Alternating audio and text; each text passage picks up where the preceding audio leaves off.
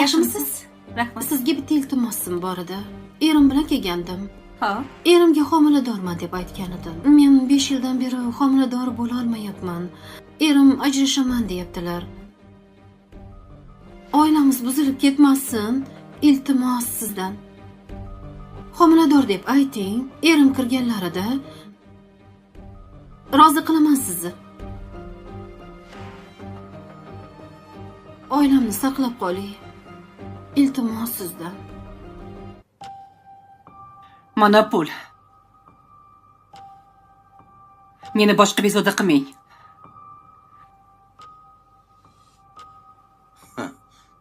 Nega ekan?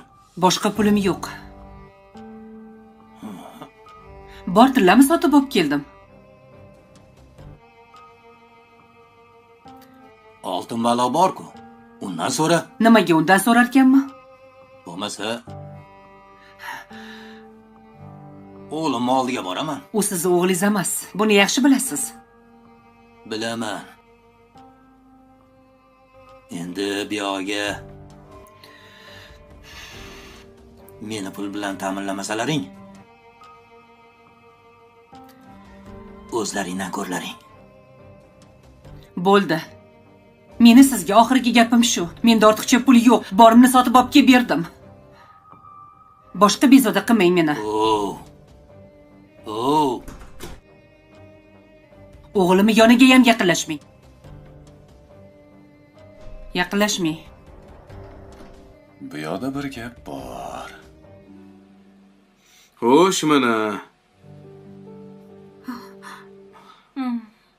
Kelayni olib keluvdim. Bilasiz ayolingizmi? Azaka. Pora berish, aldash. Jinoiy ishligini bilasiz-a? Bilaman.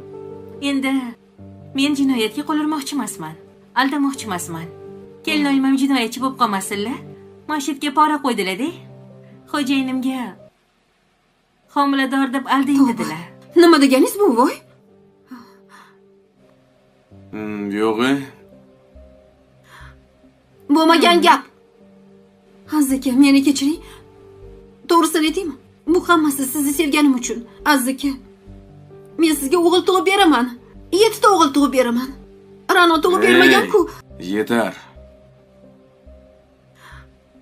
Nima keragi bor? Shu teatrra. Bugun bo'lmasa, ertaga bo'lmasa, indinga baribir tug'ib beraman. Buni nimasi qiyin? Azaka, xafa bo'ldingizmi? Sitor. Menga qara, ruhiy kasalliklar shifokori yo'qmi? Yaxshimisiz? Rahmat. Sizga bitta iltimosim bor edi. Erim bilan kelgandim. Ha? Erimga homiladorman deb aytgan edim. Men 5 yildan beri homilador bo'la olmayapman. Erim ajrashaman deyaptilar. Oilamiz buzilib ketmasin, iltimos sizdan. Homilador deb ayting, erim kirganlarida rozi qilaman sizni. Oilamni saqlab qoling.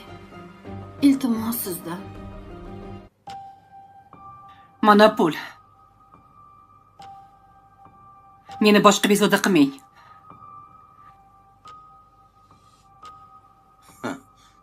Nega ekan? Boshqa pulim yo'q. Bor tillarni sotib olib keldim. Oltin balo bor-ku. Undan so'ra. Nimaga undan so'rarkanman? Bo'lmasa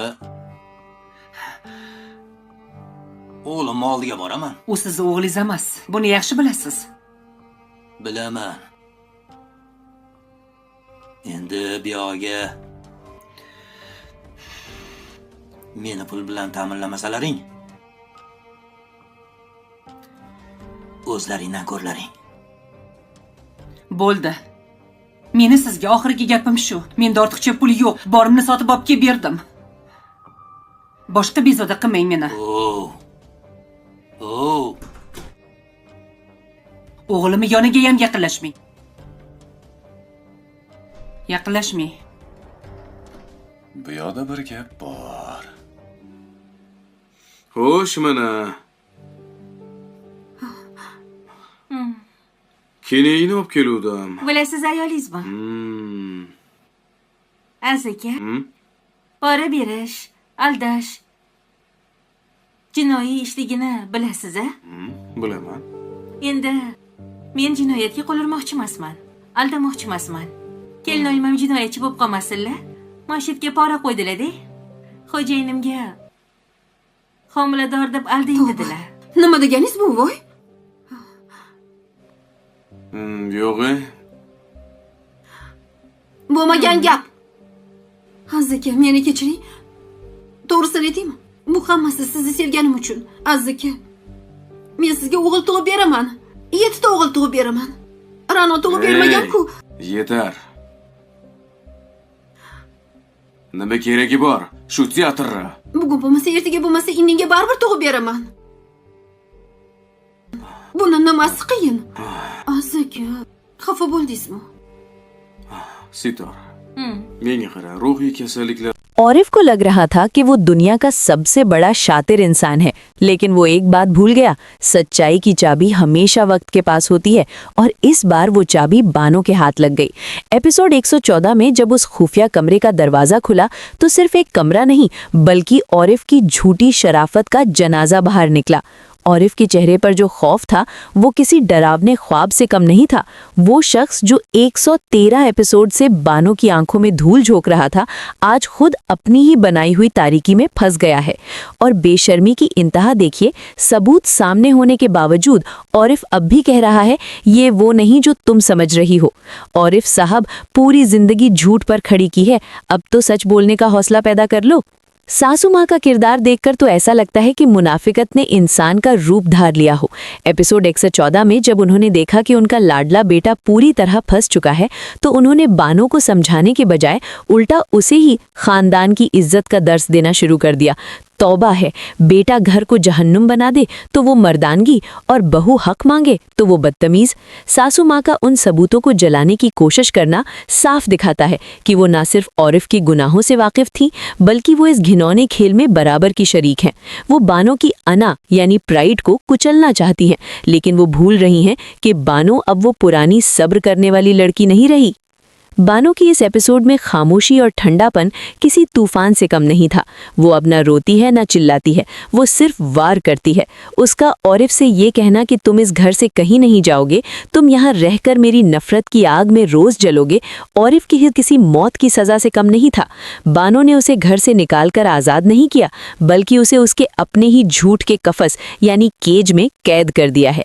ये एक औरत का वो इंतकाम है जो दुश्मन को जिंदा तो रखता है लेकिन उसे सुकून की मौत भी नसीब नहीं होने देता। औरिफ अब हर लम्हा बानो की आंखों में अपनी मौत देखेगा। एपिसोड 114 हमें एक दहशतनाक मोड़ पर छोड़ गया है। जब बानो ने वो आखिरी फाइल खोली और उसमें जो तस्वीर निकली उसने ना सिर्फ बानो को बल्कि हम सबको सुन कर दिया। क्या औरिफ का कोई और राज भी है जो इससे भी बड़ा है? लजीजा का मुस्कुराना और औरिफ का घुटनों के बल गिरना इस बात का इशारा है कि अब एपिसोड 115 में औरिफ की सल्तनत मुकम्मल तौर पर राख हो जाएगी। अब कोई माफी नहीं होगी, सिर्फ हिसाब होगा।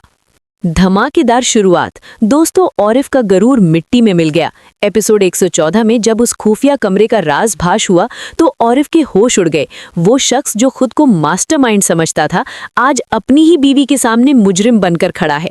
लेकिन असली मजा तो बानो के ठंडे लहजे ने दिखाया। उसने औरिफ को घर से निकालने के बजाय उसे अपनी नफरत के पिंजरे में कैद कर लिया है। दूसरी तरफ सासू माँ की मुनाफिकत ने तो सारी हदें पार कर दी। सबूत जलाने की कोशिश और बानो को चुप रहने की हिदायत, क्या वो भी औरिफ के जुर्म में शरीक हैं? एपिसोड 115 में क्या होने वाला है? क्या बानो वो आखिरी वार करेगी जिससे औरिफ का नामो निशान मिट जाए? जानने के लिए हमारे साथ रहें।